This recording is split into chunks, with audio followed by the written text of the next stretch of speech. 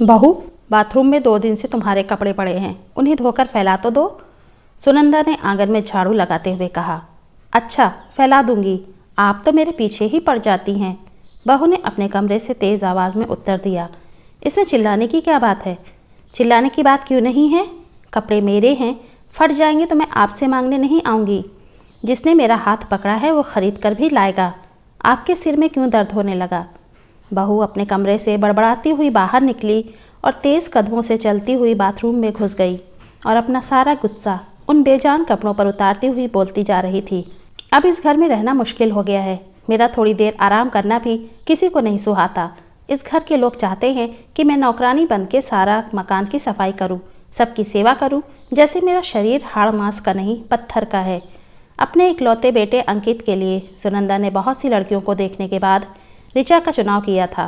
दूध की तरह गोरी और बीकॉम तक पढ़ी सर्वांग सुंदरी ऋचा को देखते ही सुनंदा उस पर मोहित सी हो गई थी और घर आते ही घोषणा कर दी थी कि मेरी बहू बनेगी तो ऋचा ही, अन्यथा अंकित भले ही कुंवारा रह जाए।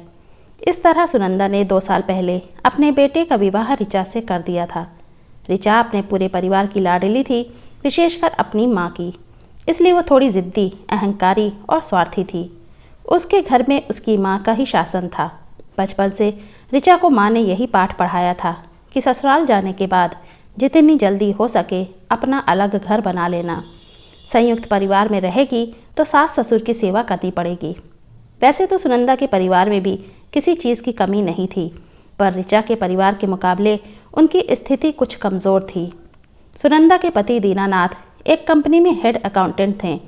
वेतन कम था, पर उसी कम वेतन में उनकी पत्नी सुनंदा अपने घर को बड़े ही सलीके से चला रही थी। साथ ही अपने इकलौते बेटे अंकित को भी उन्होंने अच्छी शिक्षा दिलवाई थी।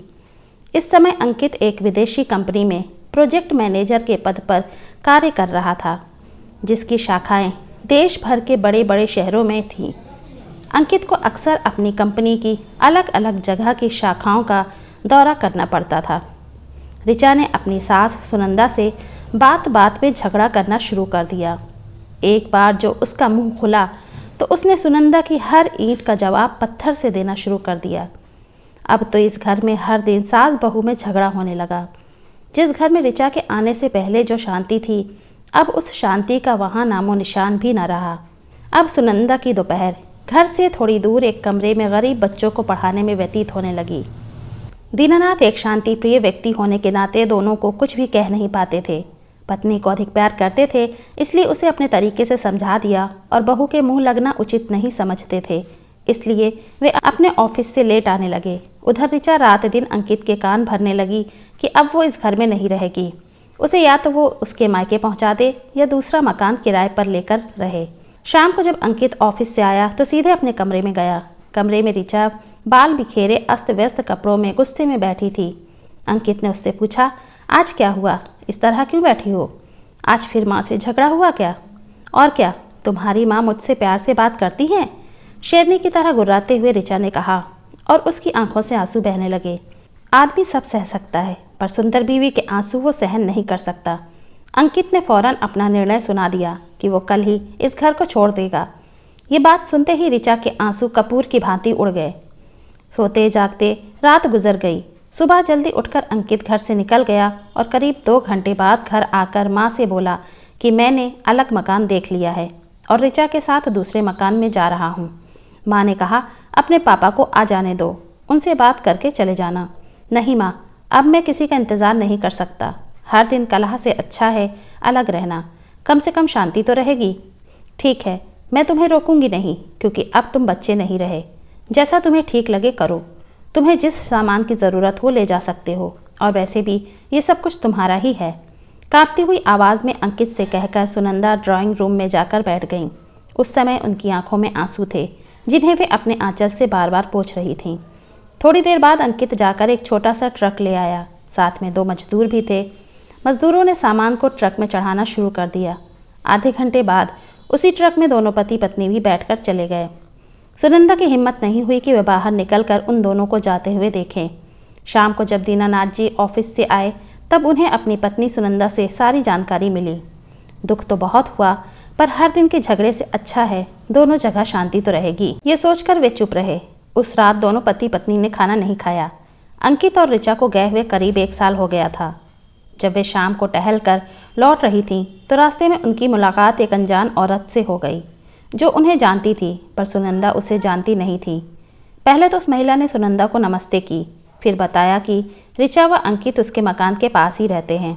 आज ऋचा की तबीयत ज़्यादा ख़राब थी और उसे उसके मकान मालिक ऑटो रिक्शा से अस्पताल ले गए हैं, क्योंकि अंकित यहाँ है नहीं और ऋचा की डिलीवरी होने वाली है। सुनंदा ने जब उस औरत से ये पूछा कि ऋचा के मकान मालिक उसे लेकर किस अस्पताल गए हैं, तो उसने अस्पताल का नाम बता दिया। सुनंदा जल्दी से घर आई और एक थैले में कुछ आवश्यक सामान रखा। अलमारी में जो पैसा रखा था उसे लिया और घर को ताला लगाकर ऑटो से अस्पताल चली गई। वहाँ जाकर जब ऋचा के बारे में पता किया तो पता चला कि बच्चा नॉर्मल नहीं हो सकता, इसलिए डॉक्टर ऋचा को ऑपरेशन थिएटर में ले गए हैं। तभी एक नर्स ने आकर आवाज़ लगाई कि ऋचा के साथ कौन है। डॉक्टर एक फॉर्म पर साइन करने और ऑपरेशन फीस जमा कराने के लिए बुला रहे हैं। सुनंदा नर्स से जब ऋचा के बारे में पूछ रही थी तब वहीं पर ऋचा के मकान मालिक भी खड़े थे। वे समझ गए कि ये महिला शायद अंकित की माँ है, तभी इतनी बेचैनी से पूछ रही हैं। उन्होंने हाथ जोड़कर सुनंदा को नमस्ते किया और फिर सारी बातें उन्हें बता दी। सुनंदा ने भी उन्हें बता दिया कि ऋचा उनकी बहू है।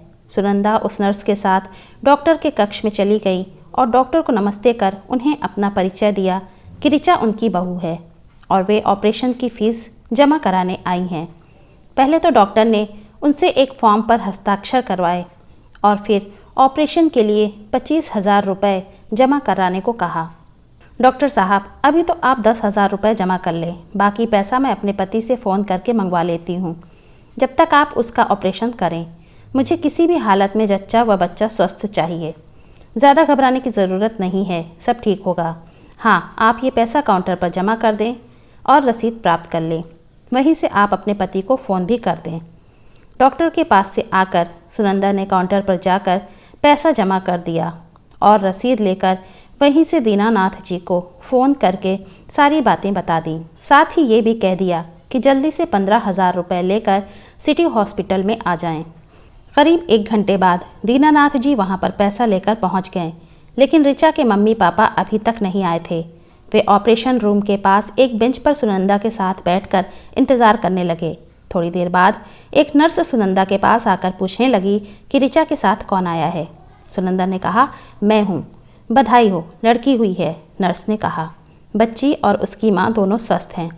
फिर थोड़ी देर बाद एक नर्स ने लड़की को लाकर सुनंदा को दिखाया, जिसे बड़े प्यार से उन्होंने पहले तो देखा, फिर उसका माथा चूम अपने पति से कुछ इशारा किया। दीनानाथ जी ने 1,000 रुपये निकालकर नर्स को देते हुए कहा कि ये मेरी तरफ से आप सब लोगों को मिठाई खाने के लिए हैं। थोड़ी देर बाद ऋचा को एक स्ट्रेचर पर लिटाकर वार्ड में लाया गया। उस समय वो बेहोश थी। वार्ड में एक बिस्तर पर लिटाकर उसके पास के पालने में बच्ची को भी लिटा दिया गया। सुनंदा वहीं एक बेंच पर बैठकर कभी बच्चे को तो कभी ऋचा को देखती रही और पति को घर भेज दिया। करीब 4.5 घंटे बाद ऋचा को होश आया। उसने आंखें खोली तो देखा उसकी सास सुनंदा उसके पास बैठी हैं और उसकी गोद में एक बच्चा है। लक्ष्मी आई है, ठीक तुम्हारी तरह। तुम भी शायद जब पैदा हुई होगी तो ऐसी ही होगी, सुनंदा ने मुस्कुराते हुए कहा और ऋचा के माथे पर हाथ फेरने लगी। ऋचा को बड़ा अच्छा लग रहा था। तभी उसके मकान मालिक भी वहाँ आ गए और बोले, ऋचा, जब तुझे लेकर यहाँ आ रहा था तब मेरी पत्नी की तुम्हारी मम्मी से बातें हुई थी और उन्होंने कहा था कि वे जल्द ही अस्पताल पहुँच रही हैं, पर अभी तक न खुद आई हैं और न तुम्हारे पापा आए हैं। शाम हो गई थी, अभी तक सुनंदा ने कुछ खाया नहीं था, बल्कि चाय तक भी नहीं पी थी। रात भर वो बेड के पास स्टूल पर बैठी, कभी ऋचा का सिर दबाती तो कभी बच्ची के रोने पर उसे उठाकर घुमाती। इस तरह जिम्मेदारी को ढोते उनकी रात आंखों आंखों में कट गई। सुबह दीनानाथ जी थर्मस में चाय लेकर आए और दोनों को कपों में डालकर चाय दी। फिर पत्नी की ओर देखते हुए कहा, तुम अब घर जाओ, मैं यहाँ बैठता हूँ। कल से तुमने खाना भी नहीं खाया है।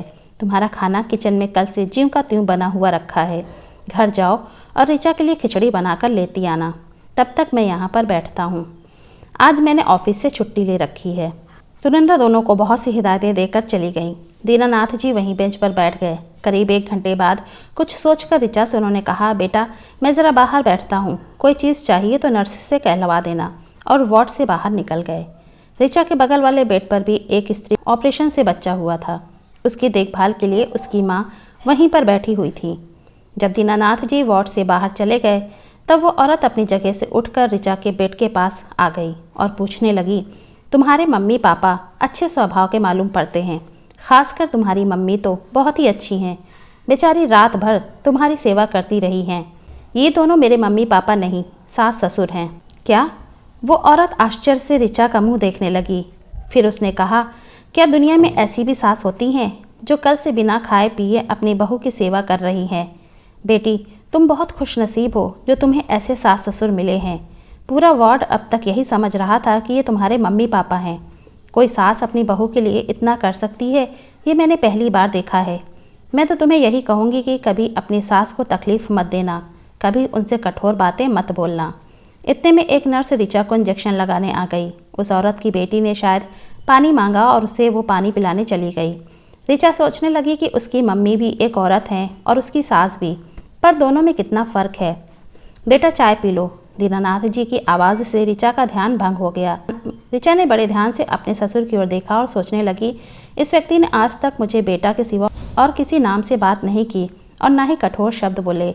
इन लोगों के साथ गलत व्यवहार करके मैंने बहुत बड़ा अपराध किया है।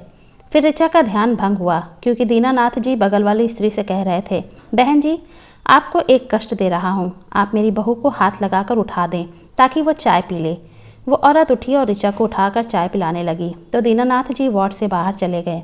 करीब 10 बजे सुनंदा खिचड़ी और कुछ साफ सुथरे कपड़े लेकर आ गई और ऋचा को धीरे से बैठाकर चम्मच से अपने हाथ से खिलाने लगी। आज उसे ये खिचड़ी मोहन भोग के समान लग रही थी। शाम को करीब 4 बजे ऋचा के पापा किशोरी लाल और उसकी मम्मी अंजलि ने एक साथ वार्ड में प्रवेश किया। उस समय सास सुनंदा ऋचा के बालों में कंघी कर रही थी। बेड की दूसरी तरफ एक खाली बेंच पर वे दोनों बैठ गए। दोनों का यहाँ आना ऐसा लग रहा था कि जैसे किसी पार्टी में आए हों। किशोरी लाल बार बार अपनी टाई को ठीक कर रहे थे और अंजलि का तो कहना ही क्या था। दोनों के कपड़ों से महंगे परफ्यूम की खुशबू आ रही थी। पूरा जच्चा बच्चा वार्ड उस खुशबू से महक रहा था। दोनों ने औपचारिकतावश हाथ जोड़कर सुनंदा को नमस्कार किया, पर फिर उनसे कोई बात नहीं की। एक थैले में कुछ सामान रखकर सुनंदा ने उठते हुए कहा, ऋचा जितना मुझसे बन सका मैंने कर दिया।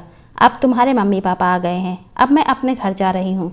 तुम भी 1 सप्ताह बाद अपना टाका कटवा कर अपने घर चली जाओगी। और हाँ, आज तक की दवाइयों का और अस्पताल के बिल का भुगतान मैंने कर दिया है, जिसकी सारी रसीदें तुम्हारे तकिए के नीचे रखी हैं। अंकित आएगा तो उसे मेरा आशीर्वाद कह देना। इतना कहकर चलने के लिए जैसे ही उन्होंने कदम बढ़ाया, अचानक लगा कि उनका आंचल कहीं फंस गया है। उन्होंने पीछे मुड़कर देखा तो ऋचा उनका आंचल पकड़े हुए है और डबडबाई आंखों से उन्हें ही देखे जा रही है। सुनंदा ने आंचल छुड़ाने का प्रयास किया तो ऋचा धीरे से बोली, मम्मी क्या अपनी इस मूर्ख बेटी को माफ़ नहीं करोगी? सुनंदा ने झट से ऋचा का सिर अपनी छाती से लगा लिया और उस समय उनकी भी आंखें छलछला उठीं। उन्होंने उसके माथे को सहलाते हुए कहा, पगली, कहीं माँ भी अपनी बेटी से नाराज़ होती है? स्वयं को मूर्ख क्यों कहती है? अरे सैकड़ों लड़कियों में से चुनकर तुझे अपने घर लाई थी तो तू मूर्ख कैसे हो गई? तू मेरी बहू नहीं बेटी है और बेटी ही तुझे समझा है। सुनंदा रोती जा रही थी और कहती जा रही थी, ज़्यादा नहीं रोते बेटा, अभी तुम्हारा शरीर कमज़ोर है, टाँके कच्चे हैं, रोने से उन पर जोर पड़ता है और टूटने का भय रहता है। ये कहते हुए वे अपने आंचल से उसके आंसुओं को पोंछने लगीं। अचानक सुनंदा का ध्यान दूसरी तरफ बैठे किशोरी लाल और उनकी पत्नी अंजलि की ओर गया तो वो लोग कब के चले गए थे। शायद अंजलि ने सोचा होगा कि यहाँ अब उनका कोई काम नहीं। 1 सप्ताह बाद ऋचा के टाँके कट चुके थे और उसे अस्पताल से छुट्टी की अनुमति मिल गई थी। अंकित भी टूर से वापस आ गया। जब वो अपने कमरे पर गया तो उसे वहाँ सारी बातों की जानकारी मिल गई। वो अपना सामान कमरे में रख कर सीधे ही अस्पताल चला गया। माँ को ऋचा के पास देखकर पहले तो ग्लानि से अंकित के पाँव ही आगे नहीं बढ़ पा रहे थे, लेकिन जब उसने ऋचा और अपनी मम्मी को मुस्कुराते हुए देखा तो मम्मी के पास जाकर उनके चरण छूकर प्रणाम किया। अस्पताल से जिस दिन ऋचा को छुट्टी मिली उसने स्पष्ट कह दिया कि वो अब किराए के मकान में ना जाकर मम्मी के साथ सीधे अपने घर जाएगी, इसलिए उसे लेकर सुनंदा घर आ गई थी। अब उस घर में खुशियाँ ही खुशियाँ थीं। सभी के चेहरे मुस्कुराते रहते थे। नन्ही सी जान सबके लिए खिलौना बनी हुई थी। ऋचा पर अभी बहुत प्रतिबंध था, इसलिए वो केवल अपने कमरे में लेटी रहती थी। घर का सारा काम सुनंदा ही करती थी। सुनंदा ने ऋचा के पास आकर कहा, बेटी मैं ज़रा बाजार जा रही हूँ और बाहर से ताला लगा देती हूँ ताकि तुझे बार बार उठना न पड़े। और वे बाहर से ताला लगाकर चली गईं। ऋचा अपने कमरे में आकर बेटी को दूध पिलाते हुए सो गई। अचानक उसकी आंख खुली तो देखा कि कमरे में ट्यूबलाइट जल रही है। वो धीरे से अपने कमरे से बाहर निकली तो देखा कि आंगन में चावल के घोल का अल्पना बना हुआ था और वहाँ पर बहुत से दीपक रखे हुए हैं, जिन्हें मम्मी जी बैठकर जला रही हैं। दिवाली बीतने के बाद मम्मी जी दीपक जला रही हैं, ये रहस्य उसकी समझ में नहीं आ रहा था। वो धीरे से अपनी सास के पास गई। ऋचा की पायल की आवाज़ से सुनंदा का ध्यान दरवाजे की ओर गया। उन्होंने देखा कि दरवाजे पर ऋचा खड़ी है। ऋचा ने आश्चर्यचकित स्वर में पूछा, मम्मी दिवाली तो कब की बीत गई, फिर ये सब आज क्यों? सुनंदा मुस्कुराते हुए ऋचा की ठोड़ी को ऊपर उठाते हुए बोली, मेरे घर वर्षों बाद मेरे बच्चे आए हैं तो दिवाली तो अभी ही मनाऊंगी। मेरी बेटी दिवाली के बाद गई थी और दिवाली के बाद अपने साथ मेरी पोती भी लेकर आई है। इस खुशी में मैंने आज दिवाली मनाई है। जाओ तुम भी अच्छी साड़ी पहन लो और पायल को नए कपड़े पहना दो। मैंने तुम दोनों के लिए नए कपड़े अलमारी में रख दिए हैं, फिर हम सब साथ मिलकर दीपक जलाएंगे। ऋचा का हृदय गदगद हो गया। वो अलमारी से कपड़े लेकर बाथरूम में बदलने चली गई। ऋचा ने झुककर पहले सुनंदा के पैर छूकर प्रणाम किया, फिर उसने कहा कि मम्मी पायल को आज यही आशीर्वाद दें कि इसमें आपके जैसे गुण आ जाएं और वो जिस घर में जाए उस घर को स्वर्ग बना दे। दोस्तों वीडियो कैसी लगी अपनी राय हमें कमेंट बॉक्स में ज़रूर दीजिए और वीडियो अच्छी लगी हो तो प्लीज़ इसे लाइक कीजिए, शेयर कीजिए और चैनल को अभी तक सब्सक्राइब नहीं किया है तो प्लीज़ चैनल को सब्सक्राइब कीजिए। Thanks for watching.